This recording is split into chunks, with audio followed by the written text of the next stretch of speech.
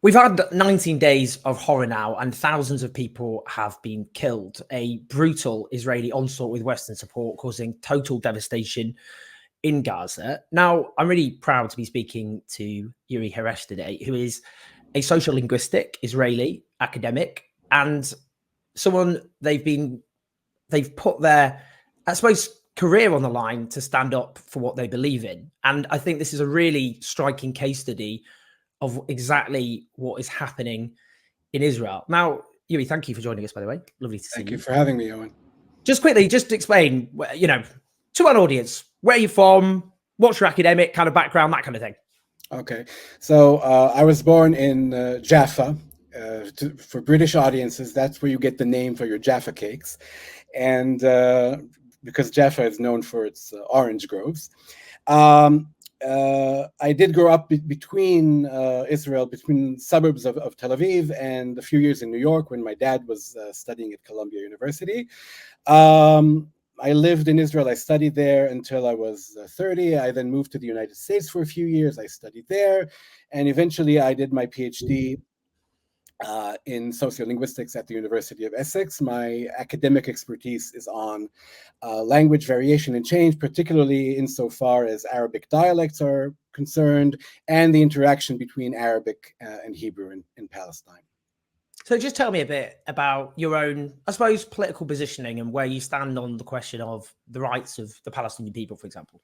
Okay, I mean, in a way, you could say that I've evolved somewhat. I mean, I can remember my first political demonstration, which was at the age of 7 or 8, sitting on my dad's shoulders, protesting the construction of one of the first, I guess, Israeli settlements in the West Bank, part of a Peace Now protest.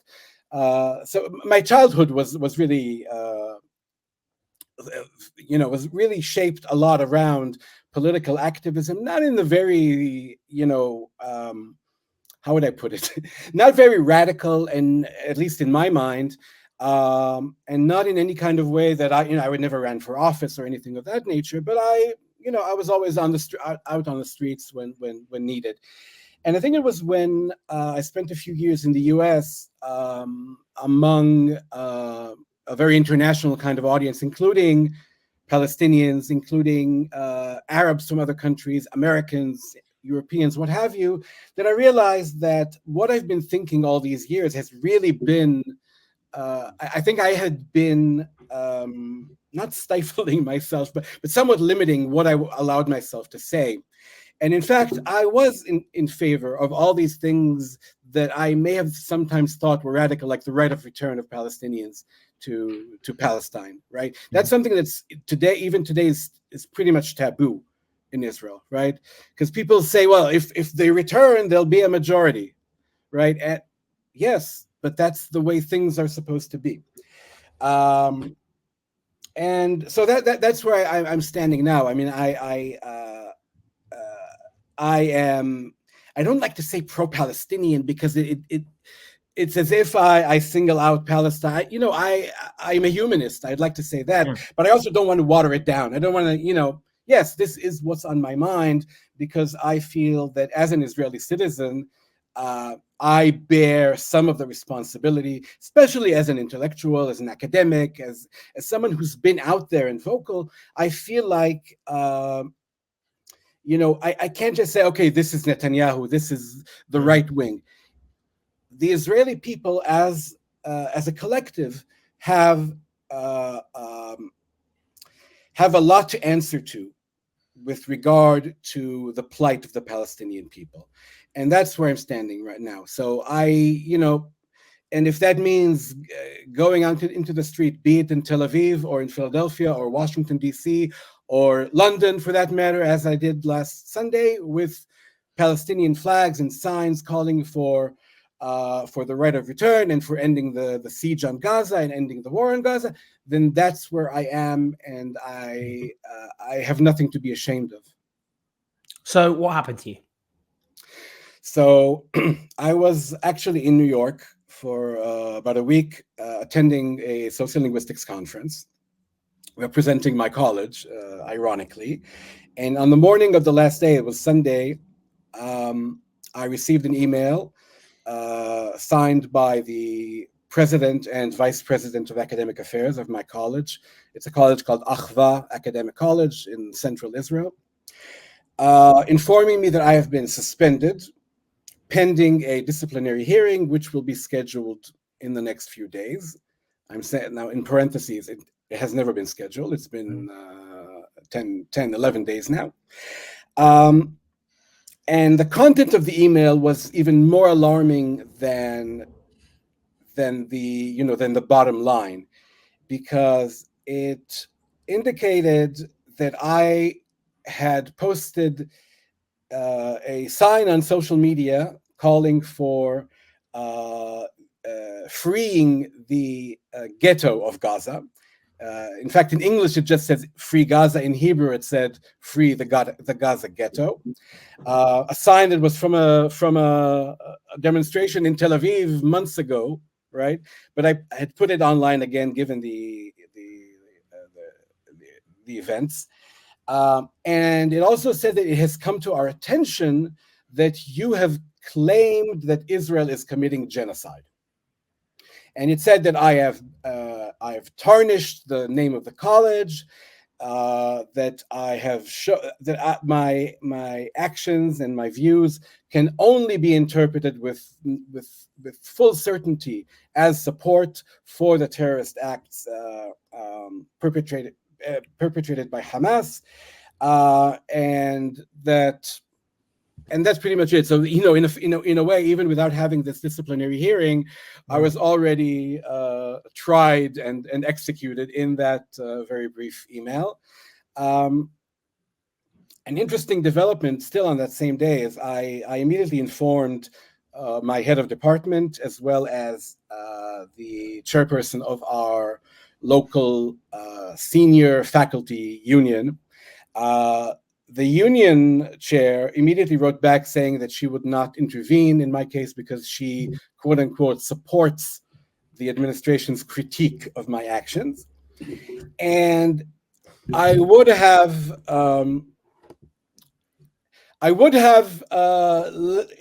able to live with that in a way, even though I think she betrayed her job.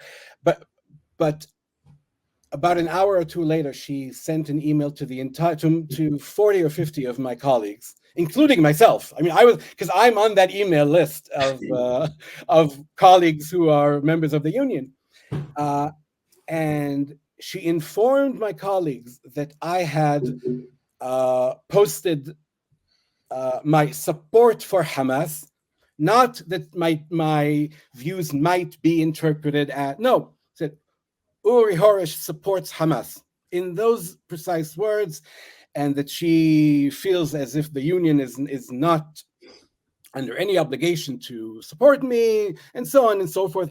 And then started a barrage of responses, which I was also, again, an addressee to, because people just replied all. And I literally started shaking. Yeah, I literally started thinking, these people are after me. And I'm not one to be paranoid, and I'm not one to think, I'm not one to catastrophize everything. But this was the first time, I think, in my long activist or quasi-activist career that I felt that I was in danger. I'll say also that I was supposed to come back to Tel Aviv that day. And I felt lucky, in fact. I felt fortunate that United Airlines and Lufthansa and all the foreign airlines had canceled their flights to Tel Aviv, because I was forced to stay out of the country. I, in fact, rerouted myself to come to London. I'm currently staying with friends in Essex, friends of mine from the university. And I was glad that I wasn't able to go back, because I didn't want to be around these people. And it's clear you've been, essentially fired, because, for example, your professional page is gone, your email is gone. So, they wouldn't even be able to email you the result of what they decide. Yes. Yeah, and it's not just the result. If I have a hearing, I'm entitled to be there. I'm entitled to have either union or legal representation. I had, in fact, contacted a lawyer in Israel, a labor lawyer, a lawyer who specializes in labor disputes, who is also an ally politically. sending her all of my correspondences and so forth. But yes, it was, I believe, 3 days ago that I realized that I was locked out of my professional email. So even if they wanted to contact me, they wouldn't be able. I did email my immediate supervisor, my head of department, saying, look, I cannot access my email. So here's an alternative email if in case the college still wants to contact me, and my phone number. But yes, you're right. I mean, my impression was that, or my interpretation is that that's it. I mean, they really have decided, without consulting me, without hearing my side of the story, to summarily dismiss me from my job. Any record of my contributions to the college are gone. That's almost true. I mean, there are some, for instance, there are some YouTube videos of me giving lectures and so forth that aren't on the college server. So, you know, they're essentially, it's kind of, but yeah, but they've basically washed their hands off of me. I mean, it's like the Stalinist airbrush someone out of the photo kind of thing. Yeah, we're talking about here, basically. Precisely. Yeah. Just finally, I mean, to put this in the context of what's actually happening in Israel in terms of the atmosphere, I suppose, in terms of, I guess there's a juxtaposition, which is you are hearing language which has been condemned by scholars who specialize in the study of genocide as genocidal rhetoric. So I don't think I'm being hyperbolic. The United Nations itself has issued a statement calling for the protection of Palestinians from genocide. So again, we're not being hyperbolic here. Secretary General has voiced his view that the Hamas attacks did not occur in a vacuum, right? He didn't justify them, of course, but he said, look, these people have been under siege for 17 years and under vicious occupation. I think he said since 1967. If you think of it, you can go back to 1948 and perhaps even earlier. So the context is clear, and the context is something that I think mainstream Israeli, the mainstream Israeli public, and when I say mainstream, I think I mean over 90% of at least of Jewish Israelis, are just unwilling to think about. Right, the context is something that is all for them always revolves around our experience, the experience of Jewish Israelis, of the Jewish people at large, including those who aren't Israelis, excluding those Israelis who happen to be Palestinians. So all of this, broader context, which is the real context that you mentioned, Owen, is oftentimes completely ignored by the Israeli public. So, I mean, in terms of what's happening in freedom of expression, because I know, for example, Israel Frey, who's an ultra-Orthodox leftist journalist who did the Kaddish, the Jewish prayer, for those who die, for those who don't know, but for both those who died in Hamas's attack, but also those dying in Gaza. And a far-right mob came to his house and started throwing windows. He had to flee. He's in hiding at the moment.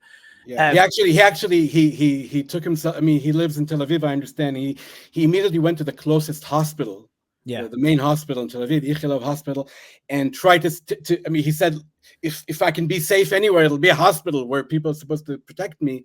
And the mob even arrived there. And last I saw a video of him saying that he's in hiding in an undisclosed location and fearful of his life. He's not the only one, Owen. And actually, it is very important for me to say two things.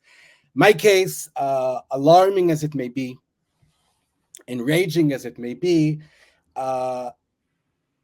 is not the be-all and end-all of the situation, right? First of all, I mean, my heart and my thoughts are first of all with the over 2 million Palestinians living in Gaza, and those who are no longer living, and those who are losing their lives and their homes. I mean, what I've gone through is not even a drop in a bucket. It's really nothing compared to what they're going through.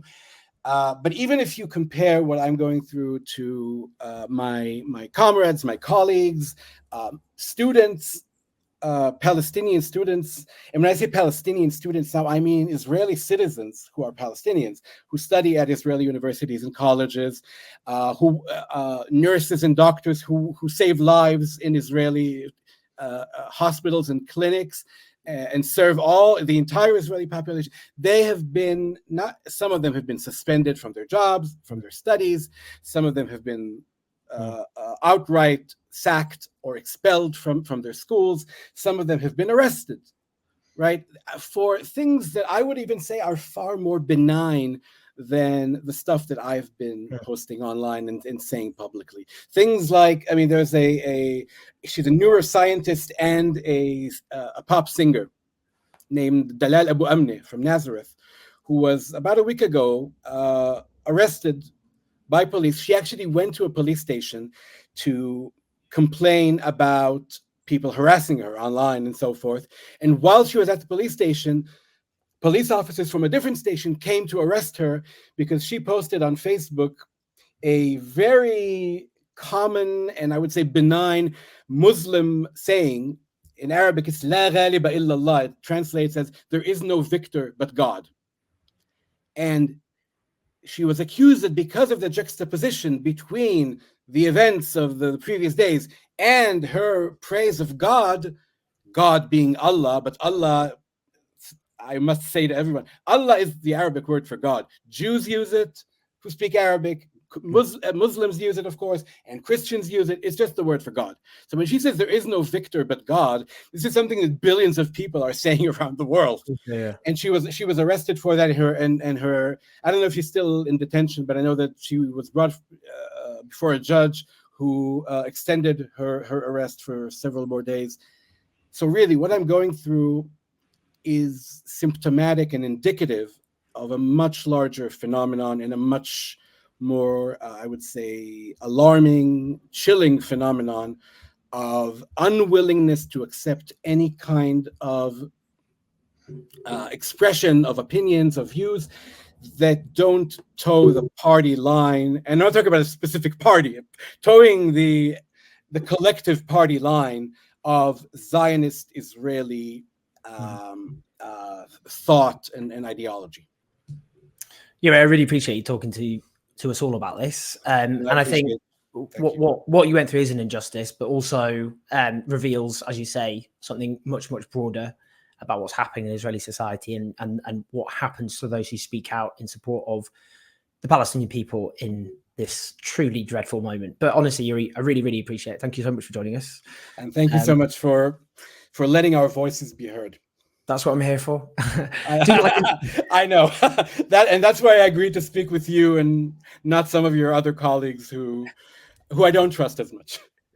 Well, I couldn't possibly comment about that. But to those watching or listening, do like and subscribe, and also do spread this video around so we can get the word out. But thank you so much, and speak to you soon.